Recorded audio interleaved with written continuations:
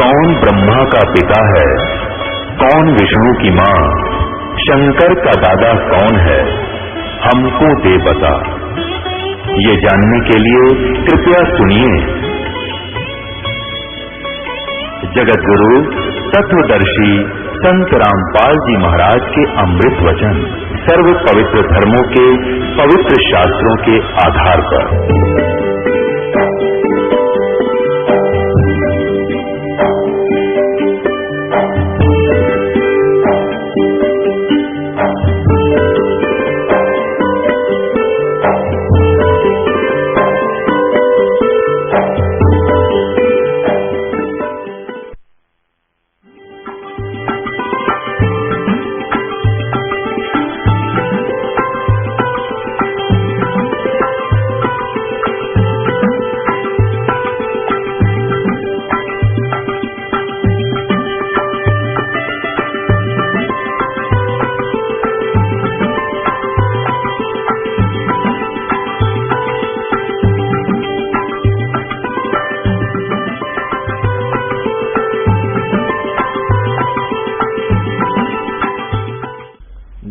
देवी भागवत और तीसरा स्कंद 123 पृष्ठ पर जो आपको पहले दिखा था, उसी में फिर थोड़ा सा ये देखते हैं।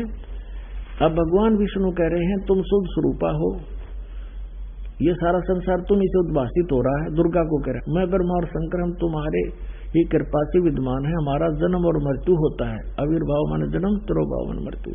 केवल तुम ही नित्य हो, जगत जननी हो और प्रकृति और सनातनी देवी हो। प्रकृति दुर्गा को कहते हैं। अब आएगा काम ये प्रकृति शब्द गीता जी में आपका और दिखाते हैं थोड़ा सा प्रकृति। अपने आत्मा आपके समक्ष इतने ढेर सारे प्रमाण इकट्ठे करके दिखा करके तब ये मन स्वीकार करेगा, इस अज्ञान से हटेगा और ज्ञान को ग्रहण करेगा। अब आपको दिखाते हैं श्री शिव पुराण के अंदर जो कि ये दुर्गा इन तीनों की माँ है, ब्रह्मा विष्णु महेश की, और ये सदा शिव रूपी काल जो है, काल रूपी ब्रह्म, ये इनका पिता है। देखिए शिव पुराण गीता प्रेस गोरखपुर से प्रकाशित, केवल हिंदी वाली में ये इसके हम आपको, ये गीता प्रेस गोरखपुर से प्रकाशित है। इसमें ब्रह्मा जी बता रहे हैं अपने पुत्र नारद को, ये संस्कृत शिव पुराण पृष्ठ 98 पे है। नीचे से अपने पुत्र नारद की यह बात सुनकर लोक पितामह ब्रह्मा वहां इस प्रकार बोले, ये 99 पृष्ठ पर है और ये रुद्र संहिता का 6वां अध्याय है। ब्रह्मा जी ने कहा ब्रह्मन देव शिरोमणे, तुम सदा समस्त जगत के उपकार में लगे रहते हो, तुमने लोगों के हित की कामना से बहुत उत्तम बात पूछी। ये सब बताते हुए कि सृष्टि की रचना किसने की, यहाँ आ जाते हैं। जिस परब्रह्म के विषय में ज्ञान और अज्ञान से पूर्ण उक्तियों द्वारा इस प्रकार विकल्प किए जाते हैं, उसने कुछ काल के बाद, कुछ समय के बाद द्वितीय की इच्छा प्रकट की, उसके भीतर एक से अनेक होने के संकल्प उदित हुए। तब उस निराकार परमात्मा ने अपनी लीला शक्ति से अपने लिए एक मूर्ति की कल्पना की, और जो मूर्ति रहित परम ब्रह्म है उसकी मूर्ति कौन है? ये 100 पृष्ठ पर पढ़ रहे हम, 100 पृष्ठ पे भगवान सदाशिव हैं। ये काल है सदाशिव। अर्वाचीन और प्राचीन विद्वान उन्हीं को ईश्वर कहते हैं। उस समय एकाकी रहकर स्वेच्छा अनुसार विहार करने वाले उन सदाशिव ने अपने विग्रह से, अपने शरीर से स्वयं ही एक स्वरूप भूता शक्ति की सृष्टि की, जो उनके अपने श्रीअंग से कभी अलग होने वाली नहीं थी। उस पराशक्ति को प्रधान प्रकृति भी कहते हैं। उस दुर्गा को गुणवती माया बुद्धि तत्व की जननी और विकार रहित बताया गया है। वह शक्ति अंबिका कही गई है, उसी को प्रकृति दोबारा फिर कहा है। प्रकृति सर्वेश्वरी और त्रिदेव जननी नित्या और मूल कारण भी कहते हैं। सदाशिव द्वारा प्रकट की गई उस प्रकृति के 8 भुजाएं, ये प्रकृति दुर्गा को कहते हैं। कति स्पष्ट हो गया। वे जो सदाशिव हैं उन्हें परम पुरुष शिव, शंभु और महेश्वर कहते हैं। 101 पृष्ठ पर हम चल रहे हैं, रुद्र संहिता गीता प्रेस गोरखपुर से प्रकाशित। वे अपने सारे अंगों पर भस्म रमाए रहते हैं। उन काल रूपी ब्रह्म ने एक ही समय, ये काल रूपी ब्रह्म है, ये काल रूपी ब्रह्म, ये काल है, काल रूपी ब्रह्म ने एक ही समय शक्ति के साथ शिवलोक नामक क्षेत्र का निर्माण किया। अब मैं क्या बताना चाहता हूँ आपको, वे प्रिय और प्रियतम रूप शक्ति और शिवा, ये पति पत्नी रूप में उस काशी में रहते हैं। देवर से एक समय उस आनंद वन में रमण करते हुए शिवा और शिव के मन में यह इच्छा हुई कि किसी दूसरे की पुरुष की भी सृष्टि करनी चाहिए, जिस पर यह सृष्टि संचालन का महान भार रखकर हम दोनों केवल काशी में रहकर स्वेच्छा अनुसार विचरे और निर्वाण धारण करें। ऐसा विचार करके, निश्चय करके शक्ति सहित सर्वव्यापी परमेश्वर शिव ने अपने वाम भाग से 10वें अंग पर अमृत मल दिया, यानी दुर्गा के साथ पति पत्नी व्यवहार किया, जिससे वहां एक पुत्र की उत्पन्न हुई, एक पुरुष प्रकट हुआ, उसका नाम के रखा। ये 102 पृष्ठ पर, ये रुद्र संहिता। शिव बोले, वत्स व्यापक होने से तुम्हारा विष्णु नाम विख्यात हुआ, यानी विष्णु और ब्रह्मा और शिव का पुत्र है ये काल रूपी ब्रह्म, दुर्गा इसकी पत्नी है। अब फिर ये यहाँ छठा अध्याय खत्म होगा रुद्र संहिता का, और 7वें में भगवान ब्रह्मा जी कहते हैं देवर से, तत्पश्चात कल्याणकारी परमेश्वर सांब सदा शिव ने पूर्वोत प्रयत्न करके मुझे अपने दाहिने अंग से उत्पन्न किया, जिस प्रकार विष्णु किया वैसे मैं क्या, मेरा बेहोश कर दिया। पुण्यात्माओं, ये स्पष्ट हो गया कि दुर्गा को प्रकृति कहते हैं। एक भक्त आता ग्वालियर से और बड़ा वैद्य है, वो वैद्य का भी कार्य करता है, और अच्छा एज आदमी, समझदार बुद्धिमान दिखा था, 3 साल से नाम ले रखा, और इतना कुछ प्रमाण दास देता है। लेकिन कई बार ऐसा होता है कि अनुपस्थिति भी इसका कारण बन जाती है कि हम पूरे ज्ञान को ग्रहण नहीं करते। तो उसने कहा एक दिन 2 वर्ष नाम ले रखा था, उसके बाद कहता है कि आप गलत कहते हो। एक पत्र लिख कर दिया कि आप गलत कहते हो, दुर्गा को प्रकृति नहीं कहते, मैं नहीं मानता। मैं बोला वो नहीं मानता तो यहाँ मत आकर, जब तुम मेरे पे विश्वास नहीं इस दास पे, फिर तिराने का यहाँ पर फायदा क्या। उसको हमने यहाँ से मना कर दिया आने को। अब फिर उसने दोबारा पढ़ा अच्छी तरह, किसी ने बताया कि आप गलत कह रहे हो, इसको पढ़ो, सारे प्रमाण दे रखे हैं, लिखा हुआ है। उसने फिर पढ़ा दोबारा, फिर वापस आया, अपनी भूल को स्वीकार किया और कहा मेरी गलती बन गई थी मुझसे, और मैंने ध्यान से सुना नहीं, पढ़ा नहीं था, हमें हमारा तो पुराना रंग चढ़ा हुआ था, और वही आगे आड़े अड़ा रहा। पुण्यात्मा इतना प्रमाण देता है दास, और फिर अज्ञान नहीं हटता। हद की बात है, कितना ठोक ठोक कर भरा क्या हमारे अंदर, यह ज्ञान ठोक रखा, हजारों वर्षों से ठोक रखा। अब हम पढ़ते हैं इस गीता जी को, प्रकृति दुर्गा को कहते हैं, और 14वें अध्याय के गीता जी के 3, 4, 5 श्लोक में ये स्पष्ट कहता गीता ज्ञानदाता कि ये प्रकृति यानी दुर्गा तो मेरी पत्नी है, सब जीवों की माता है, और मैं सबका पिता हूं। इसके पेट में मैं बीज स्थापित करता हूं गर्भ में, तब सब जीवों की उत्पत्ति होती है।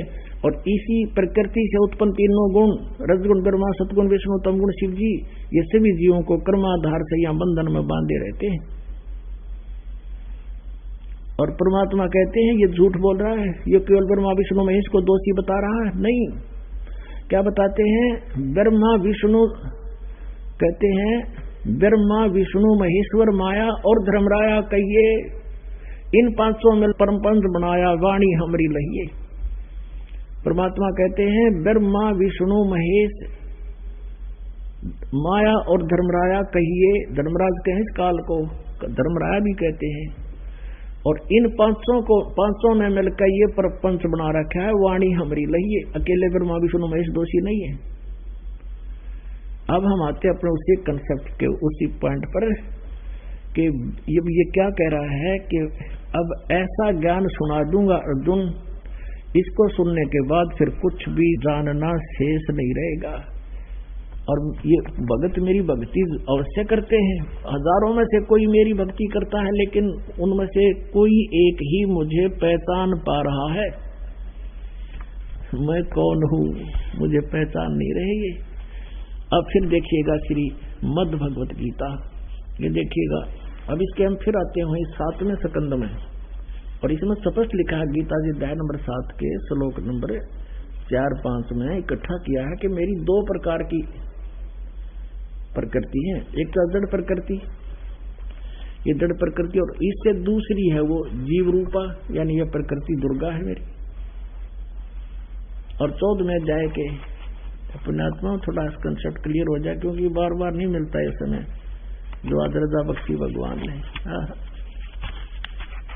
3, 4, 5 में ही देखिएगा, अध्याय नंबर 14 श्रीमद् भगवत गीता, और यहां देखिएगा 3रा श्लोक।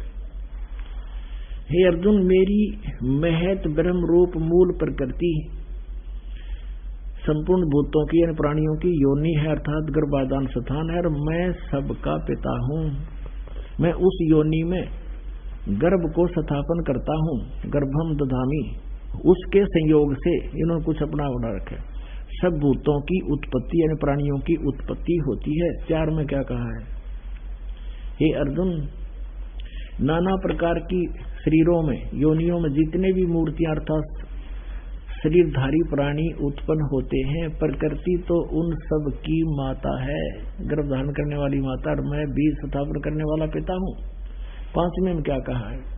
हे अर्जुन, सतगुण रजगुण और तमगुण ये प्रकृति से उत्पन्न, दुर्गा से उत्पन्न प्रकृति संभवा, रजगुण ब्रह्मा, सतगुण विष्णु, तमगुण शिव जी, दुर्गा से उत्पन्न तीनों गुण अविनाशी जीव आत्मा को शरीर में बांधते हैं।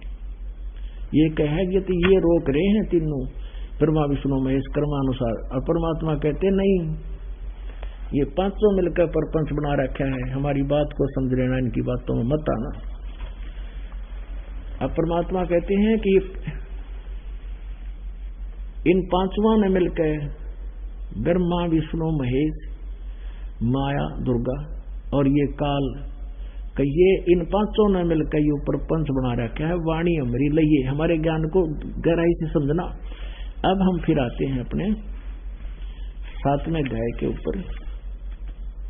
अब ये क्या कहता है देखिएगा, अब अध्याय नंबर 7 को हम पढ़ रहे हैं। अब हम पुनः अध्याय नंबर 7 पर आ जाते हैं, अध्याय नंबर 7 का। अब हम आपको पढ़ाते हैं ये 10वां। हे अर्जुन, 7वें का 10वां श्लोक। संपूर्ण भूतों का सनातन बीज मुझको जान, मैं बुद्धिमानों की बुद्धि और तेजस्वियों का तेज हूं। और यहां देखना 11वें में, हे भारत श्रेष्ठ, मैं बलवानों का बल और सामर्थ्य हूं। पुण्यात्मा थोड़ा सा हिंट देना पड़ेगा यहाँ पर। अब ये कैसे है? कहते बुद्धिमानों की बुद्धि मेरे हाथ में है, इन सारे पूरे प्राणियों का रिमोट मेरे पास है, और बलवानों की शक्ति मेरे हाथ में है। जैसे जिसमें सीता जी का अपहरण कर लिया रावण ने, नालायक ने, भगवान राम विलाप कर रहा था, रो रहा था, टक्कर मार रहा था, ऊपर से शिव और पार्वती देख रहे थे। भगवान शिव ने अपने बड़े भाई विष्णु को प्रणाम किया। पार्वती कहने लगी, आप किसको प्रणाम कर रहे हो? उन्होंने कहा कि ये भगवान विष्णु है। कि कौन? वो सामने कि तो रो रहा है ये व्यक्ति, भगवान हो सकता है जो रोता है, मैं इसकी परीक्षा लूंगी। भगवान शिव ने कहा कि परीक्षा मत लेना, लेकिन पीछे से छुपके से वह चली गई सीता रूप बनाकर। तो वहां श्री रामचंद्र जी ने उस सीता रूप में खड़ी पार्वती को पहचान लिया कि हे दक्ष पुत्री माया, भगवान शिव को कहाँ छोड़ाई? तो शर्मिंदी होगी कि सचमुच तुम तो भगवान हो। भगवान शिव ठीक ही तुम्हें प्रणाम कर रहे थे। अपने आत्मा श्री रामचंद्र जी ने अपनी पत्नी का तो पता नहीं हुआ कहाँ कौन ठालेगा, ढूंढते अंडे जैसे गाय खो जाया करे किसी की, कोई डर गया, कोई डर गया, कोई डर गया, और वहां पहचान ली, पार्वती पहचान ली, बुद्धि ऑन कर दी काल ने। कहता बुद्धिमानों की बुद्धि मेरे हाथ में है, जब चाहे ऑन करूं, जब चाहे ऑफ कर दूं, फिर ऑफ कर दी, फिर उठाए। अब जैसे अर्जुन को युद्ध के समय बल दे दिया उस काल ने, एक का मारा था 20 पड़े थे, और वही अर्जुन, वही गांडीव धनुष उसके पास था। और जब श्री कृष्ण जी की मृत्यु हो गई थी, सारे यादों का कुल नाश हो गया था, आपस में लड़का मर गए थे, और शेष बची थी जो उनकी पत्नियां, उनको लेकर के आ रहा था। रास्ते में बिलान पकड़ दिया, वो धनुष उठा नहीं उसने, चलाना तो दूर की बात है, और मारे जूत उसके घेर कर खोस ले गए, सारी करखरी औरतों को भी ले गए, उनके गहने तोड़ ले गए। तब रो रहा है अर्जुन खड़ा खड़ा कि ये कृष्ण बड़ा छलिया था, इसने धोखा ही धोखा किया हमारे साथ। जब मुझे अनरस करवाना था, विनाश करवाना था, जो मुझे ताकत दे दी, अब वही धनुष है, वही अर्जुन है। आज मैं खड़ा खड़ा पिट रहा हूँ, मेरे से चल भी नहीं रहा, मैं कांप रहा हूँ।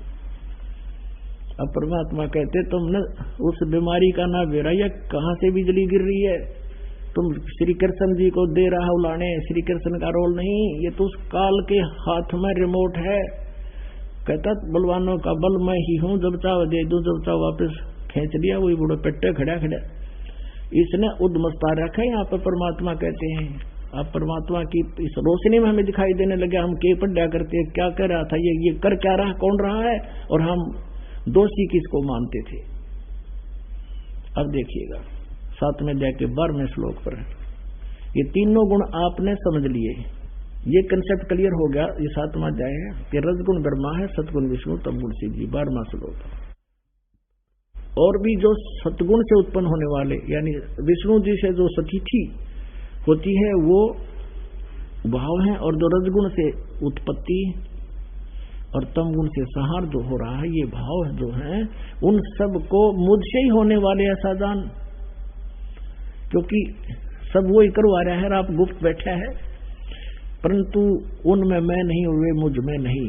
13वें में क्या कहा है, गुणों के कार्य रूप सात्विक, राजस और तामस, यानी तीनों गुणमय, तीनों प्रकार के भाव से, तीनों गुणों से, भाव से यह सारा संसार प्राणी समुदाय मोहित हो रहा है। इन तीनों गुणों से परे, यानी रजगुण ब्रह्मा, सतगुण विष्णु, तमगुण शिव जी से परे मुझ अविनाशी को नहीं जानता।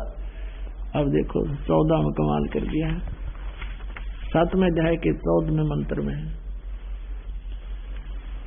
क्योंकि यह अलौकिक अर्थात अति अद्भुत त्रिगुण में मेरी माया, रजगुण ब्रह्मा, सतगुण विष्णु, तमगुण शिव जी द्वारा फैलाया गया जाल, ये बड़ा दुस्तर है, बड़ी दुस्तर है, खतरनाक है। और जो पुरुष मुझको ही निरंतर भजते हैं वे इस माया का उल्लंघन कर जाते हैं, अर्थात जो ब्रह्म साधना करते हैं, ब्रह्मा विष्णु महेश से मिलने वाली राहत से अधिक लाभ प्राप्त कर लेते हैं, वो ब्रह्म लोक चले जाते हैं। अब 15वां में कहा है कि माया के द्वारा जिनका ज्ञान हरा जा चुका है, रजगुण ब्रह्मा, सतगुण विष्णु, तमगुण शिव जी रूपी इस त्रिगुणमयी माया के द्वारा जो इन्हीं पर आसक्त हैं, इनसे आगे किसी भगवान को मानने को तैयार नहीं है, कहते उनका ज्ञान हरा जा चुका है, वे असुर स्वभाव को धारण किए हुए मनुष्यों में नीच और दूषित कर्म करने वाले मूढ़ लोग, मूर्ख मुझे नहीं भजते। गीता ज्ञान दाता ये ब्रह्म कह रहा है कि ये मूर्ख मुझे तीनों गुणों की, रजगुण ब्रह्मा, सतगुण विष्णु, तमगुण शिव जी, त्रिगुणमयी माया के द्वारा जिनका ज्ञान हरा जा चुका है, ये आसुर माने राक्षस स्वभाव को धारण किए हुए मनुष्यों में नीच, यानी महापामर प्राणी, दूषित कर्म करने वाले, मूढ़, 4 उपमा दी है इकट्ठिए, मुझे नहीं बचते। पुण्यात्माओं, अब ये कंसेप्ट क्लियर करना पड़ेगा कि रजगुण ब्रह्मा, सतगुण विष्णु, तमगुण शिव जी के पुजारियों को, राक्षस स्वभाव को धारण किए हुए मनुष्यों में नीच, दूषित कर्म करने वाले मूर्ख क्यों कहा? जैसे भगवान शिव यानी तमोगुण शिव की पूजा की थी रावण ने,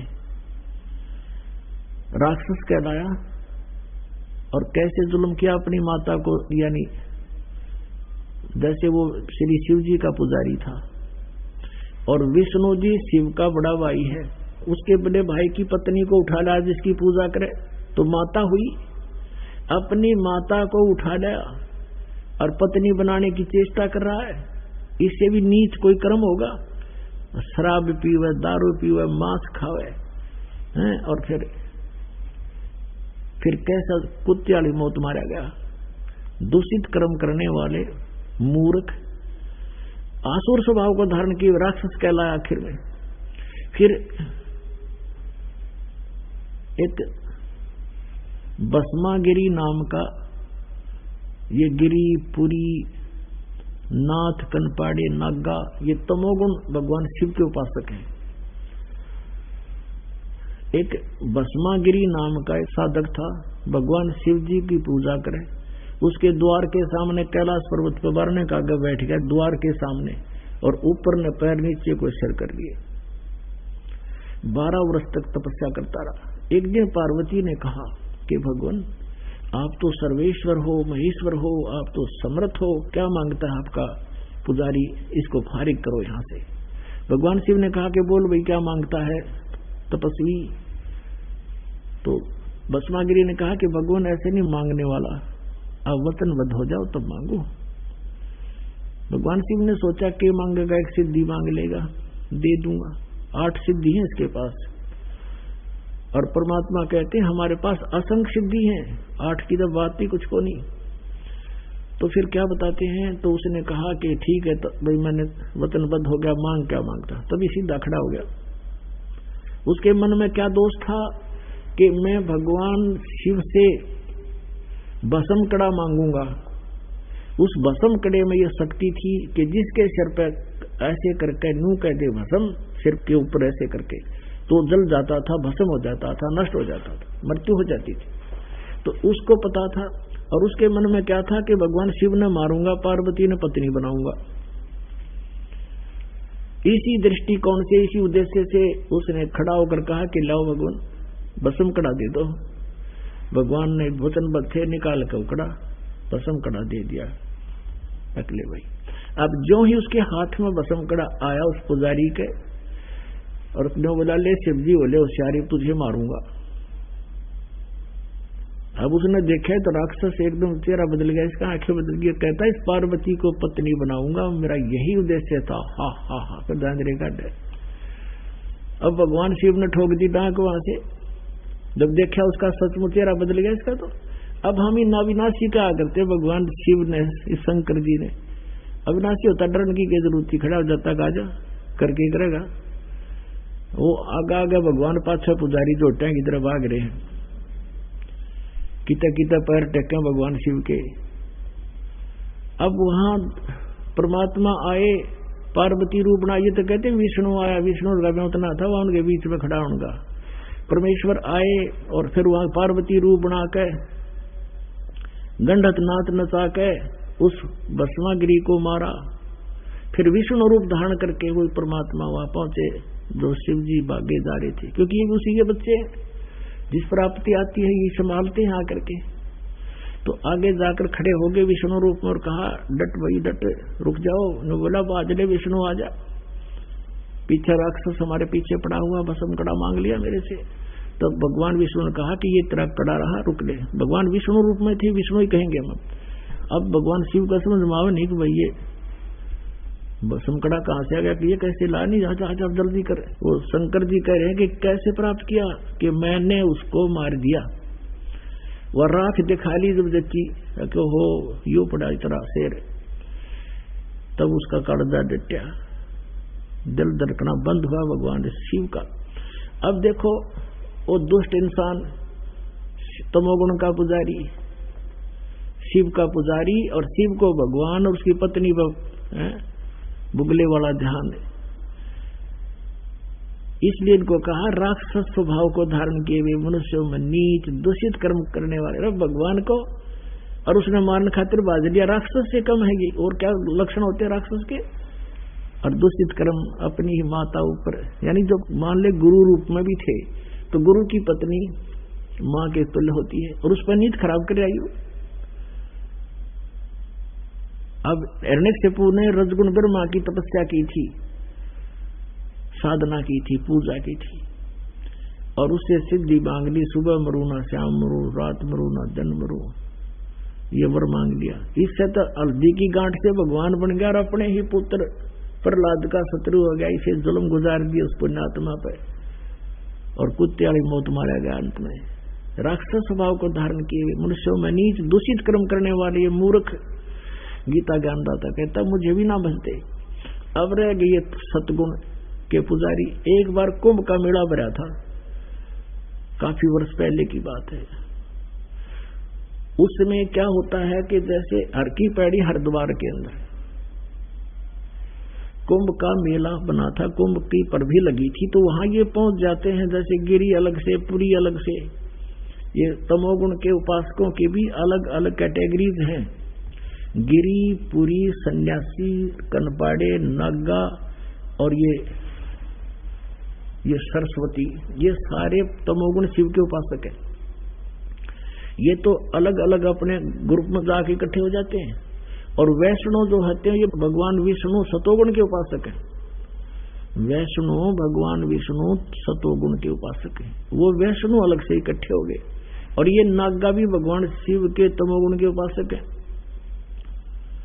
तो स्नान करने के समय वो पर भी इनकी समय निहित होता है कि इस समय पर भी लगेगी, उस दौरान जो नहा लिया तो वो पार हो जाएगा, क्योंकि उनके पाप कट गए, मुक्त हो जाएंगे वह।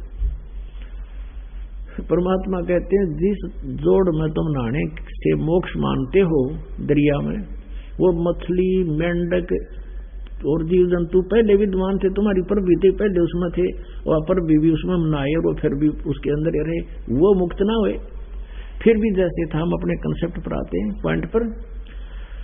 तो वहां ये सभी अपने अपने ग्रुप में, पूरी अलग, गिरी अलग, नागा अलग, सन्यासी अलग, और ये सरस्वती अलग, वैष्णव अलग से, इनका अलग अलग इकट्ठे हो जाते हैं वहां जाकर। फिर वो अपने अपने एक ग्रुप में चलते हैं। सबसे पहले नागा पहुंच गए, हर की पैड़ी पर भी लगनी थी उस दिन। नागा पहुंच गए, पूरी हर की पैड़ियों पर छा गए, कोई हजारों की संख्या में थे, 50-60 हजार, और छा गए उड़े वहां के। पीछे छा गए वैष्णव सतोगुण भगवान विष्णु के उपासक। उन्होंने आकर कहा कि नागाओ, तुम पहले स्नान नहीं करोगे, हम सर्वश्रेष्ठ हैं, भगवान विष्णु के उपासक हैं, तुम बाद में स्नान करना, प्रथम हम स्नान करेंगे। अब तो वो नागा कहने लगे कि हम सर्वश्रेष्ठ हैं, हम त्यागी और बैरागी हैं, हम नी वस्त्र रहते, कति नंगे रहते हो, और शरीर पर राख लपेटते हैं, और हम तो सिर्फ नीचा रहते हैं, हम सर्वश्रेष्ठ, हम प्रथम स्नान करेंगे। अब विष्णु जी के उपासक वैष्णव कहने लगे कि ओ शरड फिरडो, तुम न नहाते न धोते, टट्टी के हाथ में न धोते, आज तुम नहाने वाले बन गए, प्रथम नहाते हो, बाहर आओ, हम नहाएंगे पहले, हम सर्वश्रेष्ठ हैं, भगवान विष्णु के उपासक हैं, और तुम कहे कि श्रेष्ठ हो, पशु की तरह नंगे फिरते हो। अब इस बात पर उनका हो गया लट्ठम लट्ठा। जब इनके भगवान ने लड़ाई इनमें के देरी थी झगड़ा करने की, फेर दिया मुंह उल्टा। नागा नहाना भी भूल गए, भगवान भी भूल गए, गंगा भी भूल गए उस टाइम। और वहां कहते हैं आपस में इनकी तलवार निकल गई, तीर मारे, एक दूसरे को काटे, मुंह से काटे खावे। 25,000 ये त्रिगुण उपासक आपस में कटका मर गए, कत्लेआम कर दिया इन्होंने। अब उसके विषय में परमात्मा क्या बताते हैं, तीर तुपक तलवार कटारी, ये जमधड़ जोर बधावे हैं, हर पैड़ी हर हेत न जाना, वाजा तेग चलावे हैं, काटे शीस नहीं दिल करुणा, ये जग में साध कमावे हैं, जो जन इनके दर्शन को जावे, उनको भी नरक पठावे हैं। यो भी वैदा है वैदे से भेद अलदा, यो भी वैदा वैदा क्यों जाना, हम सतगुरु बैठे नो जाना। अब परमेश्वर कबीर देव जी ने अपना ये ज्ञान आदरणीय गरीबदास साहिब जी के अंतःकरण में फीड कर दिया था, फैक्स कर दिया था। उसके बाद आदरणीय गरीबदास साहिब जी कहते हैं कि हमने जान लिया कि ये भी व्यर्थ है, व्यर्थ है, व्यर्थ है, इन तीनों गुणों की भक्ति करना व्यर्थ है। तो पता कहने लगे कि तुमने इस व्यर्थ का कैसे पता चला, कि हमने सतगुरु मिल गए इसलिए बैदा, बैदा माने व्यर्थ, यूजलेस। अपना आत्माओं कहते हैं हर पैड़ी हर हेत नहीं जाना, और वहां जा तेग चलावे हैं, तलवार वहां चलाते जाकर के, और काटे शीस नहीं दिल करुणा, इनका दया नाम की चीज नहीं। और ये जग में साध को आवे इन संत के, और जिनको गर्ही करें आदेशा, इनको संत मान के इनकी पूजा करें, प्रणाम करें। कहते इनके तो दर्शन में भी दोहा पाप लगे, पापी पर्वत ना बैठो, मुख देखे पाप लगे जाका। 9-10 मास गर्भ त्रास गई, ढक्कार जन्म उसकी माँ का। और ये न गुरु बना रही शेषन, ये जो तीनों गुणों के जो इष्ट मान के इनको पूज रहे हैं। 3 देव की जो करते भक्ति, उनकी कदे ना होवे मुक्ति। ये बात 600 वर्ष कहा करते परमात्मा पुण्यात्मा। आज जो आपको सुहारी है ये अच्छी लग रही है, और आज से 50 साल पहले भी ये बात कह दी जाती, दास का सिर फोड़ देते आकर।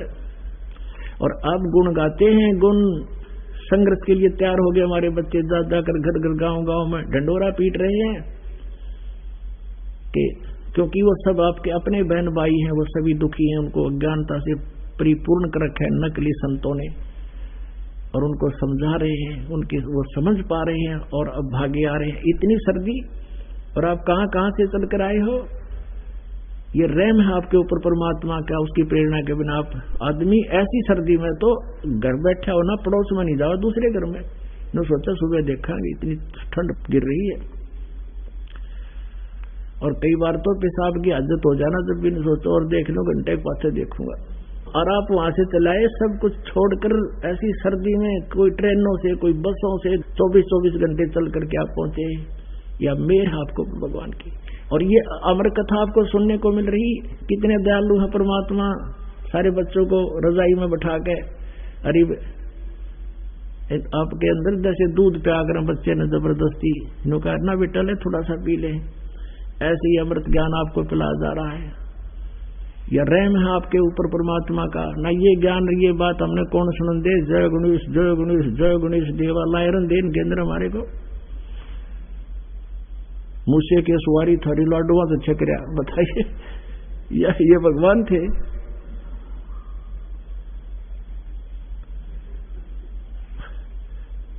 हमने ज्ञान था नहीं, हम इनने के चिपटे रहे सारी उम्र। तो अब परमात्मा ने हमारी आंखें बना दी, पुण्यात्माओं मोतियाबिंद हमारा नाश हो गया, ऑपरेशन हो गया, और अब आपको भी डॉक्टर बना दिया। धीरे धीरे जाके गांव में गुआंड में सब जगह पुस्तक वितरित करो, समझाओ प्यार से। चाहे एक बार कोई गाली भी दे आपको, आपने उसका बुरा नहीं मानना, क्योंकि आपको पता है कि प्रथम बार आपको भी ऐसा ही लगा होगा जैसे आज ये चिंगर गया, और फिर देखना आपके गुण गाओगा को हो आपने तो मेरा अंधेरा हटा दिया। और आप कहना नहीं ये तो सतगुरु देव की रजा है, अपने ऊपर नहीं ले गए। कहते मैं करे सो मारिए, तू करे सो छूट बे, इस मार में होशियार बंदे गदा बने के ऊंट बे, हूँ करे सो गद्दा हुई, मैं करे सो बोक बे, और बंदा भी सारे बंदगी तो स्वान है सब लोग बे।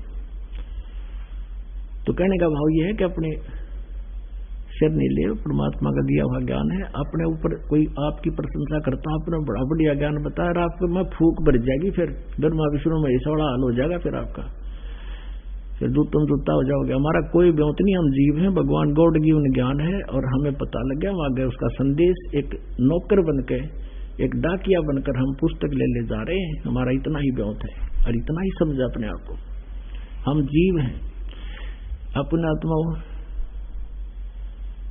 पहले हम सांग देखने जाया करते सर्दियों में, एक जो है ना उसकी खद्दर की चद्दर होती थी, और खद्दर का कुर्ता पजामा होता था, और जब बैठे रात सर्दियों के दिनों में सांग देखने जाया करते, वहां सुबह देखे ना वहां गधे नहीं बैठे, वहां बैठा करते जाके, अब यानी सारे बैठते थे, और सारी रात दांदरे काटे जानते, वो अच्छी बूंदी कहीं जाते, और सुबह उठ कर आ जाते, सारी रात जागते, वहां रेत में बैठते जाकर, पूरा कौन मैट बिछावा था, हमने देख रखे। और आज देखो परमात्मा ने किसी रजा बख्श रखी, और ये ज्ञान आपको सुनने को मिल रहा, जो देवता तरसे इस सत्संग को। आप कितने पुण्यात्मा हो ये आपको नहीं मालूम। लाल को अपनी कीमत का ज्ञान नहीं होता, जोड़ी बताता है। तो ये समय है इस ज्ञान को समझने का, घंटा आध घंटा फालतू भी लग जावे तो खुशी मनाओ अपने दिल में, ऐसे रहस्य आपके समक्ष आ रहे हैं। अब ये गीता ज्ञान दाता 15वें श्लोक तक तो कहता है, ब्रह्मा विष्णु महेश की पूजा करने वालों को मूर्ख राक्षस स्वभाव को धारण किए, मनुष्यों में नीच दूषित कर्म करने वाले बताता है। ये मेरी भक्ति नहीं करते ब्रह्म की। अब 16, 17, 18 में 3 श्लोकों में अपने विषय बता रहा है कि मुझ ब्रह्म की भक्ति भी 4 प्रकार के करते हैं, या तो कोई करता ही नहीं, जैसे शुरू में 7वें अध्याय के प्रथम दूसरे श्लोक में कहा है कि मेरी भक्ति का प्रयत्न हजारों में कोई एक करे है, और उनमें से भी कोई एकाध मुझे पहचान पाता है, मुझे समझता है ढंग से, यानी ब्रह्म तक पहुंचता है। तो यहाँ वही कहता है 4 प्रकार के मेरी साधना करते हैं, आर्थ, अर्थार्थी, जिज्ञासु और ज्ञानी। तो उन तीनों को तो रिजेक्ट करता है ये। आर्थ तो वो है जो संकट निवारण के लिए वेदों के मंत्रों के आधार से अनुष्ठान करते हैं, वो अन्य आरती या किसी कविता का सहारा नहीं लेते, ना कोई और मंत्र, वेदों के मंत्रों से करते हैं, तो वो ब्रह्म उपासक ही कहलाते हैं। इसी प्रकार अर्थार्थी जो धन प्राप्ति के लिए धन गढ़ा इकट्ठा बन जाए हमारे, इसलिए कोई अनुष्ठान करते हुए वेदों के मंत्रों से ही करते हैं, तो वो भी व्यर्थ है, क्योंकि वो भगवान प्राप्ति नहीं, वो तो अन्य काम लाग रहे हैं।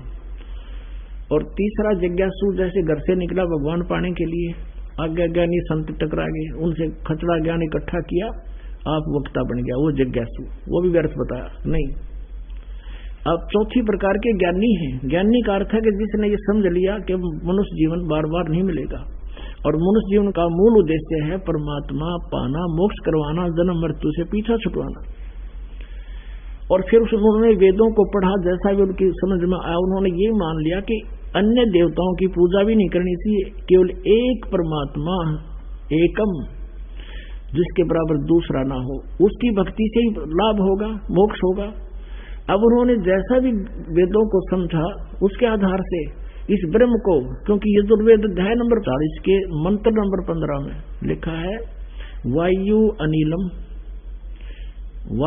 अनिलम अमृतम अथ इदम भस्मांतम शरीरम ओम कर्तु समर किलवे समर और कर्तुम समर।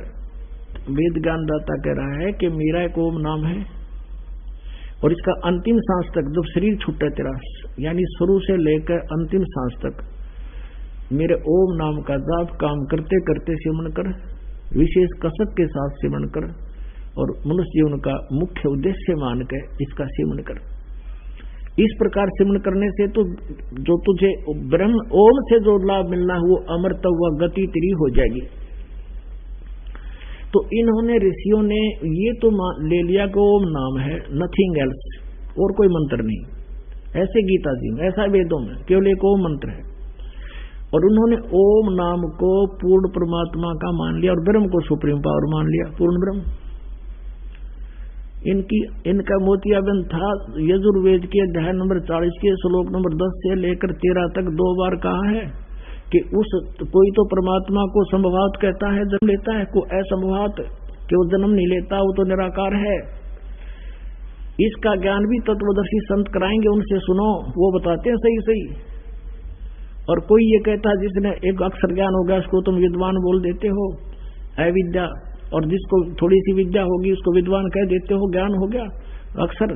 तो विद्वान और अविद्वान की परिभाषा भी वो तत्वदर्शी संत बताएगा, उसे सुनो। तो इनकी आंखें बंद होगी, इनका मोतियाबिंद था, उन्होंने ये समझ में आई वो तत्वदर्शी संत तो खोज लो कम से कम, जो वेदों से भी अलग कोई ज्ञान बताएगा, वो नहीं समझ में आया। गीता जी अध्याय नंबर 4 के श्लोक नंबर 34 में कहा कि जो गीता अध्याय नंबर 4 के श्लोक नंबर 32 में कहा कि ब्रह्मण मुखे सच्चिदानंद घन ब्रह्म की वाणी में, या उसने परमात्मा ने स्वयं आकर जो ज्ञान बोला है उसके अंदर बहुत विस्तार के साथ यज्ञों यानी धार्मिक अनुष्ठानों की जानकारी दी है, वो तत्व ज्ञान है। उस तत्व ज्ञान को चौथे अध्याय के 34वें श्लोक में कहा गीता ज्ञानदाता ने कि तू किसी तत्वदर्शी संतों के पास जाकर समझ। इसे सिद्ध है कि गीता ज्ञानदाता नहीं जानता उस परम अक्षर ब्रह्म की जानकारी, उसकी वे ऑफ वर्शिप नहीं है, उसको कंप्लीट ज्ञान नहीं है। अब क्या प्रसंग क्या आ गया कि अब वो क्या कहता है कि जो ज्ञानी आत्मा है ये है तो उदार नेक आत्मा है, परमात्मा के लिए न समर्पित हो गए सारी, अब घर भी त्याग दिए, राज भी त्याग दिया, और हजारों वर्षों तक हठ योग भी कर लिया, शरीर की परवाह नहीं की, मरो चाहे जियो। ऐसे ऐसे चमन ऋषि था, कहते उसके पूरे सारे शरीर पर दीमक चढ़ गई, आंख आंख दिखे थी, और यानी इस तरह एक चुनक ऋषि थे। ऐसे तो उन्होंने कहते ये हैं तो उद्धार, लेकिन ये मेरे वाणी अनुत्तम गति में ही आश्रित रहे, क्योंकि इनको तत्वदर्शी संत नहीं मिले। अब देखो यहाँ उन्होंने किस तरह नाश करे अनर्थ किए अर्थों के, देखना श्रीमद् भगवत गीता। अब देखिए श्रीमद् भगवत गीता, वही गीता प्रेस गोरखपुर से प्रकाशित है, जयदयाल गोविंद का इसके अनुवादक है। अब अध्याय नंबर 7 के हम श्लोक नंबर 16, 17, 18 3 पढ़ेंगे। पुण्यात्माओं, धन्य हो तुम्हारा ये वही रतन, अनमोल रतन अपने घर रखा था, अपना खजाना हमें पता नहीं था। अब देखिएगा, ये भरतवंशियों में श्रेष्ठ अर्जुन, उत्तम कर्म करने वाले अर्थार्थी, यानी वो तो नीच कर्म करने वाले से पहले 12 से 15 में था, अब अच्छे सुकृति ना है, अच्छे कर्म करने वाले अर्थार्थी, आर्त और जिज्ञासु और ज्ञानी, ये 4 प्रकार के भक्तजन मुझको बजते हैं। फिर 17 में कहा है कि उनमें नित्य मुझ में सतित अनन्य भक्ति वाला ज्ञानी भक्त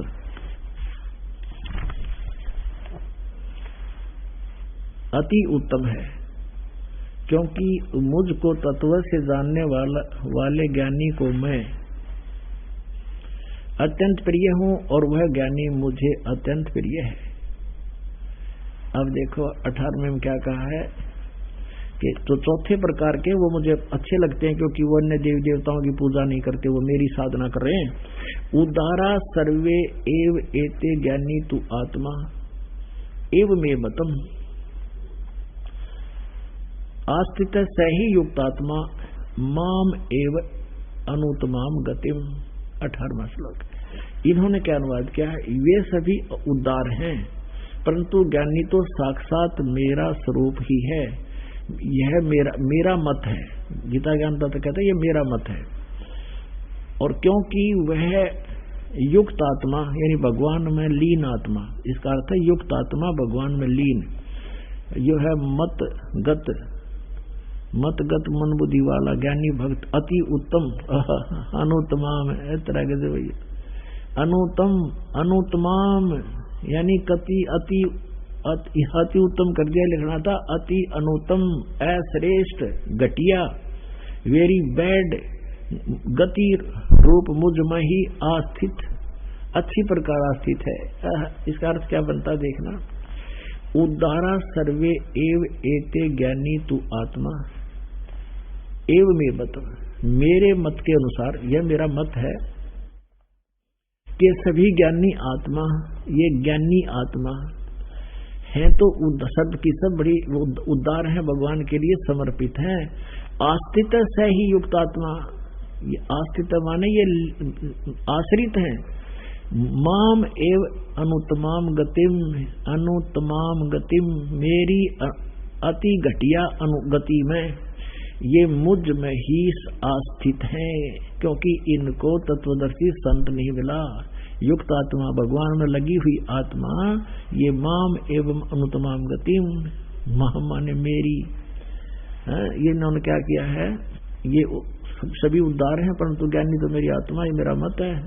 क्योंकि वह मन बुद्धि वाला युक्त आत्मा करता होता, भगवान में लगी हुई आत्मा अति गति स्वरूप, अति उत्तम लिख दिया है तरह के जरिए, और मुझ में ही आस्थित है। ये कहते हैं अति अनुत्तम गति है मेरी और उसमें ही ये लगे हुए हैं, ये है तो अच्छी आत्मा। अब इसका उदाहरण देते हैं आपको।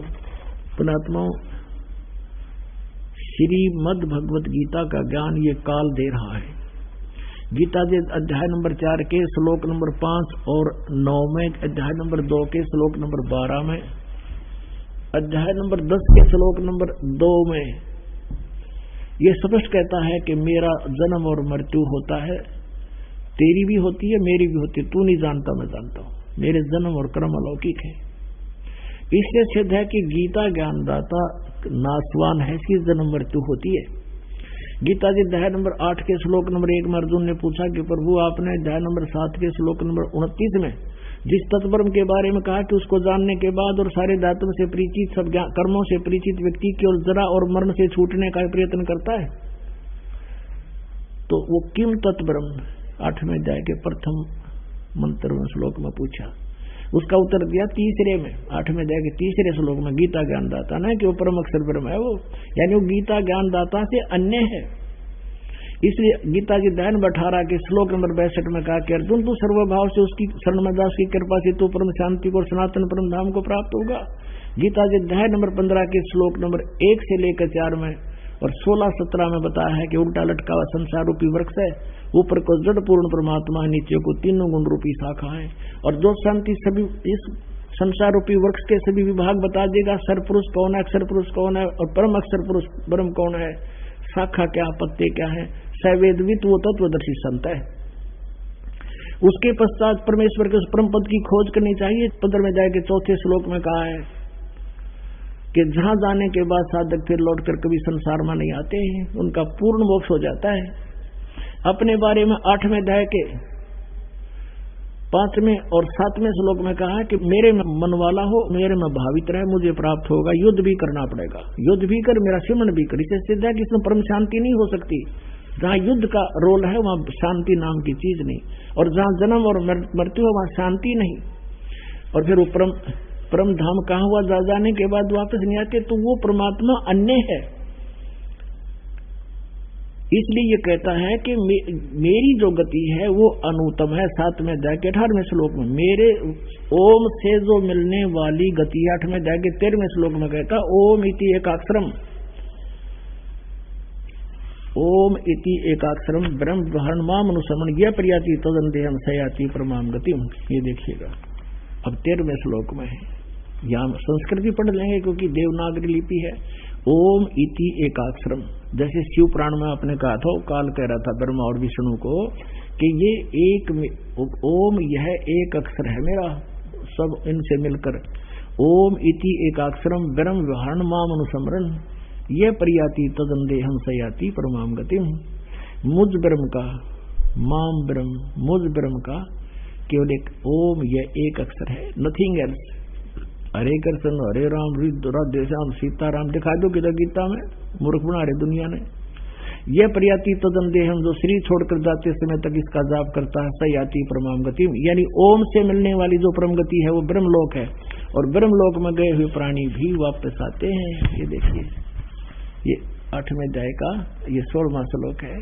हे अर्जुन, ब्रह्मलोक पर्यंत सभी पुनरावृत्ति में है, ब्रह्मलोक पर्यंत सब लोग पुनरावृत्ति में है। यह देखिएगा पुनरावृत्ति का अर्थ है जिनको प्राप्त होके फिर पीछे संसार में आना पड़े, यानी पूर्ण मोक्ष नहीं हुआ। और यहाँ इन्होंने अनुवाद गलत कर दिया, किंतु यह 8वें अध्याय के 16वें श्लोक का ये अर्जुन ब्रह्मलोक पर्यंत ओम का जाप करने वाला ब्रह्म का साधक है, ब्रह्मलोक में चला जाता है। ब्रह्मलोक पर्यंत सब लोग पुनरावृत्ति में है, वहां जाने के बाद भी वापस आते हैं पुनः क्षीण होने पर। यहाँ इन्होंने अनुवाद कर दिया कि हे कुंती पुत्र, मुझको प्राप्त होकर पुनर्जन्म नहीं होता। ये अगर ये सच्चा है तो फिर ये क्या होगा। गीता जी अध्याय नंबर 4 का श्लोक नंबर 5 और 9 आए है, ये देखिएगा अध्याय नंबर 4 का और श्लोक नंबर 5 है ये 5, ये यहाँ आ जाता है इसका अनुवाद। हे परंतम अर्जुन, मेरे और तेरे बहुत से जन्म हो चुके हैं, उनको तू नहीं जानता, मैं जानता हूँ। इसे सिद्ध है कि गीता ज्ञानदाता कहता मेरे जन्म मृत्यु होते। 4थे अध्याय का 9वां श्लोक है। हे अर्जुन, मेरे जन्म और कर्म दिव्य हैं, निर्मल और अलौकिक हैं, दिव्य हैं, अलौकिक है। अब दूसरे अध्याय के 12वें श्लोक में ये अध्याय नंबर 2 का और श्लोक नंबर 12, न तो ऐसा ही है कि मैं किसी काल में ना था और न ही अथवा तू नहीं था या राजा लोग नहीं थे, और ऐसा भी नहीं है कि इससे आगे हम सब नहीं रहेंगे। अब 10वें अध्याय के दूसरे श्लोक में देखिएगा, 10वें अध्याय के दूसरे श्लोक में ये कहता मेरी उत्पत्ति को, ये देखिएगा 10वें अध्याय का ये दूसरा श्लोक, मेरी उत्पत्ति को ये लीला से प्रकट होने को न देवता लोग जानते हैं और न महर्षि जन जानते हैं, क्योंकि मैं सब प्रकार से देवताओं और महर्षियों का आदि कारण हूँ, या ये मेरे से जन्मे, इनसे जन्म, सबका जन्म मेरे से हुआ है, इसलिए ये मेरी उत्पत्ति को नहीं जानते। ये कहना 8वें अध्याय के 16वें श्लोक में कि मुझे प्राप्त होकर पुनर्जन्म नहीं होता, ये अनुवाद गलत है इनका। यहाँ ये इसका अर्थ ये बनता है, जो ये नहीं जानते मुझे प्राप्त होकर भी कुंते, उनका पुनर्जन्म होता है, कि ब्रह्मलोक पर्यंत गए प्राणी भी वापस आते पुनरावृत्ति में। जो ये नहीं जानते, ये कहना था, ये लिखना था इसका। अब प्रसंग पर हम अपने पर आते हैं कि गीता जी अध्याय नंबर 7 के और श्लोक नंबर 18 में गीता ज्ञान दाता अपनी साधना, अपनी भक्ति को, अपनी गति को, यानी ओम नाम से होने वाली उसकी जो परम गति है वह भी अनुत्तम है, क्योंकि जन्म मृत्यु ना साधक की समाप्त होती ना उसकी होती। गीता जी अध्याय नंबर 17 के श्लोक 23 में कहा कि ओम तत्सत इति निर्देश ब्रह्मण त्रिविध समर्थ है, वो सचिदानंद घन ब्रह्म के पाने का 3 मंत्र के जाप का निर्देश है, नथिंग एल्स। ओम तब्रह्म का सरपुरुष का तत् और सत्य सांकेतिक के कोड वर्ण ही दास जानता, इसके अतिरिक्त कोई नहीं जानता इस पृथ्वी पर। या मुझसे प्राप्त होकर कोई अपने आप गुरु बन बैठेगा, वो महापराधी है परमात्मा का, और उनको डुबोगा जो उससे उपदेश प्राप्त लेंगे, क्योंकि वो अधिकारी नहीं है। तो यहाँ उस परमात्मा के पाने की 3 मंत्र की मजदूरी है, और उससे वो भगवान प्राप्त होगा। तो गीता जी अध्याय नंबर 8 के श्लोक नंबर 5 और 8 के श्लोक नंबर 3 में कहा कि वो परम अक्षर ब्रह्म है, जिसको पहचानने जानने के बाद ये संसार की किसी वस्तु की डिमांड नहीं करता, केवल जरा यानी बुढ़ापे से और मरण माने मृत्यु से छूटने का प्रयत्न करता है, वो उस परम पद को पाने की चेष्टा करता। 15वें अध्याय के 4 श्लोक में कहा है, जहां जाने के बाद परमेश्वर के उस परम पद की खोज करनी चाहिए, जहां जाने के बाद साधक लौट कर फिर कभी जन्म मृत्यु में नहीं आते। और ये खुद भी कहता है केवल उसी की भक्ति करो, नथिंग एल्स, मैं उसी की शरण में, उसी की भक्ति करो, उस परमेश्वर से सब ब्रह्मांडों की रचना हुई है। गीता जी अध्याय नंबर 8 के श्लोक नंबर 5 और 7 में ये कहता है, मेरी भक्ति कर, मुझे ही प्राप्त होगा, युद्ध भी करना पड़ेगा, यह शांति नहीं है। गीता जी अध्याय नंबर 18 के श्लोक नंबर 62 में कहा कि यदि तुझे परम शांति को प्राप्त करना है तो उस परमेश्वर की शरण में जा, उसकी कृपा से तू सनातन परम धाम में चला जाएगा, जहां जाने के बाद फिर लौटकर कभी नहीं आएगा। तो इन गीता जी अध्याय नंबर 7 के श्लोक नंबर 18 में कहा है कि ये ज्ञानी आत्मा है तो उद्धार, अच्छी आत्मा है, परमात्मा के लिए उन्होंने जीवन न्यौछावर कर दिया, लेकिन ये युक्त आत्मा आस्थित माम एवं अनुतमाम गति, ये मेरे वाली अनुत्तम गति में ही, घटिया साधना में ही आस्थित रहे। और फिर 7वें अध्याय के 19वें श्लोक में स्पष्ट कर दिया कि बहु नाम जन्मानाम अंते ज्ञानवान माम प्रपते, बहुत बहुत जन्मों के अंत में ये ज्ञानवान ज्ञानी व्यक्ति, ज्ञानी मुझे मेरी भक्ति करते ना तो इनोरी पूजाओं में लगे रहते हैं। और वासुदेव सर्वमिति स महात्मा सु दुर्लभ है। अध्ययन के सत्संग में भी आपको ये कंसेप्ट क्लियर किया था। परमात्मा पुण्यात्माओं, ये तो रह कर रट्टा लगाना पड़ेगा हजारों बार आपने, जब सेट होगा। हमने इस अज्ञान को सुनते हजारों वर्ष, लाखों वर्ष बीत गए, और जब से जन्म हुआ था वो घिसी पिटी बातें हम सुनते आ रहे थे, हमारा पक्की धस गई थी ब्रह्मा विष्णु महेश फाइनल गॉड है। अब बार बार इसको सुनेंगे सच्चाई को तो फिर हमारे हृदय में सत्य धस जाएगी, सचमुच भगवान तो यो है, ये है। अब 7वें अध्याय के 19वें श्लोक में कहा है कि बहुनाम जन्मानामंते ज्ञानी ज्ञानवान माम पर्वते, बहुत बहुत जन्मों को किसी अंत के जन्म में कोई पुण्यात्मा ज्ञानी आत्मा मेरी भक्ति करते ना तो और साधना में अपना जीवन व्यर्थ करते हैं। फिर उसकी दूसरी पंक्ति में 19वें श्लोक में 7वें अध्याय में कहा कि वासुदेव सर्वमिति स महात्मा सुदुर्लभ है। ये बताने वाला वासुदेव माने कुल मालिक, सबके ऊपर जिसके अधिकार है, पूर्ण परमात्मा, कंप्लीट गॉड, वो सच्चिदानंद घन ब्रह्म ही सब कुछ है। वासुदेव माने सच्चिदानंद घन ब्रह्म समझो, तो जिसकी सबके ऊपर प्रभुता है। श्री कृष्ण जी वासुदेव नहीं, श्री विष्णु जी वासुदेव नहीं, वासुदेव माने सबके ऊपर जिस भगवान की कंट्रोल हो, सबका मालिक हो। ब्रह्मा विष्णु महेश, रजगुण ब्रह्मा, सतगुण विष्णु, तमगुण शिव जी, केवल एक इसमें ब्रह्मांड में एक एक विभाग के मंत्री हैं। ये कंप्लीट गॉड नहीं, वासुदेव नहीं है। इनका पिता केवल एक ब्रह्मांड में और 21 ब्रह्मांडों में ऐसे ही एक मुख्यमंत्री का रोल करता है। ये कंप्लीट गॉड नहीं है, ये वासुदेव नहीं है। अक्षर पुरुष जो गीता जी अध्याय नंबर 15 के श्लोक 16 और 17 में कहा, ये 3 पुरुष बताए, अक्षर पुरुष, सर पुरुष, और उनसे न्यारा 17वें श्लोक में कहा कि उत्तम पुरुष है तो अन्य, वो परम अक्षर ब्रह्म है। वो परम ये अक्षर पुरुष 7 संग ब्रह्मांड का स्वामी है, ये कंप्लीट गॉड नहीं है और ओवरऑल कंट्रोलर नहीं है, सबके ऊपर ये वासुदेव नहीं है। और परम अक्षर ब्रह्म ये है वो वासुदेव, ये वो कंप्लीट गॉड कबीर देव, यही पाप नाशक है, यही पूर्ण मोक्षदायक है। इसका स्थान जो सतलोक है वो शाश्वत स्थान है। कहते हैं ये बताने वाला कि वासुदेव सर्वम, वो सब कुछ है, स महात्मा सुदुर्लभ है।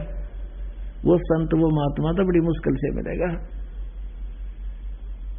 अब गीता ज्ञानदाता अपनी 7वें अध्याय के 18वें श्लोक में अपनी गति को ओम से मिलने वाली परम गति भी व्यर्थ बताई, जो 8वें अध्याय के 13वें श्लोक में जिसमें कहता है कि मेरी ओम नाम है और उससे जो परम गति होती है, और मेरी परम गति है जो उससे गति होती है, जो उससे लाभ होता है। इसलिए बताया कि एक चुनक नाम के ऋषि थे, हजारों वर्षों तक उन्होंने ओम नाम का जाप किया और साथ में ब्रह्मा जी से प्राप्त श्लोक वेद काल द्वारा दिया हुआ यह हठ योग। जब ब्रह्मा जी कमल के फूल पर बैठे थे, आकाशवाणी कर दी काल ने, ब्रह्म ने, कि तप करो तप करो। इसने 1000 वर्ष तक तप किया, फिर कहा सृष्टि करो।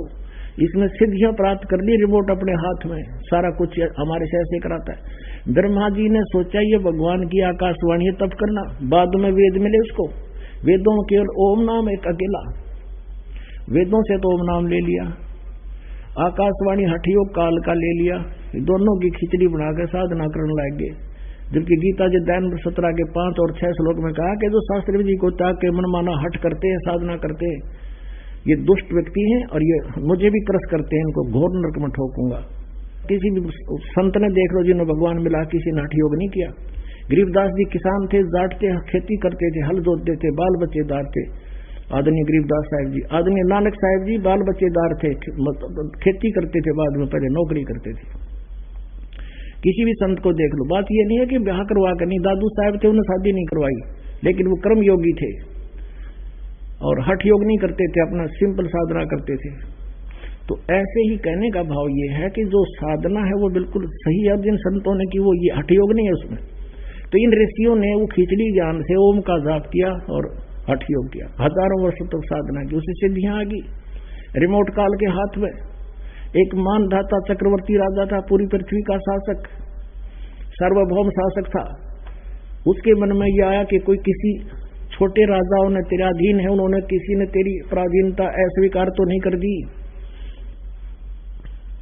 इसके लिए एक घोड़ा, अपना घोड़ा पर्सनल, उसके गले में पंपलेट टांग दिया कि जिसने मेरी पराधीनता स्वीकार ना हो, जिस राजा ने, इस घोड़े को पकड़ लो और युद्ध के लिए तैयार हो जाओ। मानधाता के पास 72 करोड़ सेना है, उसको वो भी लिख दिया, कोई भ्रम ना पड़ जाए। पीछे सैकड़ों की संख्या में सैनिक चल पड़े घोड़ों पर, अन्य घोड़ों पर, उस घोड़े पर कोई नहीं, सब जगह घूमे पूरी पृथ्वी पर। वापस आए, उस चुनक ऋषि की कुटिया के पास से रास्ता था, वहां पर आ रही थी वापस। ऋषि ने पूछा भी कौन हो, कहां से आए हो, इस घोड़े पर सवार क्यों नहीं कोई? सैनिकों ने बताया कि ऋषि जी ये मानदाता चक्रवर्ती राजा का घोड़ा है, इस पर कोई नहीं बैठ सकता। तुम कहां गए थे भाई? चुनक ऋषि ने पूछा। ऐसे ऐसे सारी कहानी बताई। अब काल ने उसका रिमोट ऑन कर दिया, उसकी नाश करण खातिर भक्ति का। कहने लगे भी सारी पृथ्वी पर घूमे, किसी ने राजा का युद्ध नहीं उठा, किसी ने स्वीकार नहीं किया कि नहीं हमारे राजा के पास 72 करोड़ सेना है, जवाड़ा फोड़ दे। है किसी की बाजुओं में ताकत, किसी की नहीं मिला, हम सब जगह घूमे। अब कहल प्रेरणा से उस चुनक ऋषि के मन में उस काल ने रिमोट से कर दिया कि इसको अभिमान हो गया, इसका अभिमान ठीक करना चाहिए। ऋषि ने कहा कि मैंने पकड़ दिया भाई घोड़ा और युद्ध उठ गया तुम्हारे राजा का, इस घोड़े को बांध दो इस वृक्ष के, मेरी झोंपड़ी वाले वृक्ष के बांध दो। सैनिक कहने लगे रे कंगले, तेरे दाने खाने को नहीं और तू युद्ध उठ लिया, तेने उस मानधाता चक्रवर्ती राजा का, तेरी क्यों सामत आई है? अपनी रटले माला बोल वाला, चुपचाप कर ले काम जो तेरा है, क्यों मरे तू हमारे हाथों से? अब चुनक ऋषि ने कहा कि जा कह दो तुम्हारे राजा ने मेरे भाग्य में ऐसा ही लिखा है, तो ऐसा ही सही तुम्हारे हाथे मर जाऊंगा। ये घोड़ा युद्ध मैंने उठ लिया। अब सैनिकों ने बता दिया तो आपका घोड़ा बांध लिया। राजा ने सोचा कि आज एक आदमी ने हिम्मत की है, कल दूसरा ना सिर उठाएगा। एक आदमी को मारने के लिए 18 करोड़ सेना भेज दिला पड़ता पूरा, कि सबके दिल दहल जाए, कोई और भी ना हिम्मत करे। ये राजनीति होती है। उधर से उस चुनक ऋषि ने जो सारे जीवन मंडले ढोए थे, वह काल की पूजा करी थी, ब्रह्म का जाप है से सिद्धियां आ गई, हठ योग से सिद्धियां आ गई, ओम के जाप से भी सिद्धियां आ जाती है। उसने अपनी सिद्धियों का एक एटम बम बना दिए, चार पुतली तैयार कर दी। राजा की 18 करोड़ उसने 4 टुकड़ी बना ली। राजा ने भी अपनी सेना की 18 करोड़ सेना पहली बार भेज दी, तो एक पुतली छोड़ दी, उसने सबको कत्लेआम कर डाला, 18 करोड़ सेना मार दी।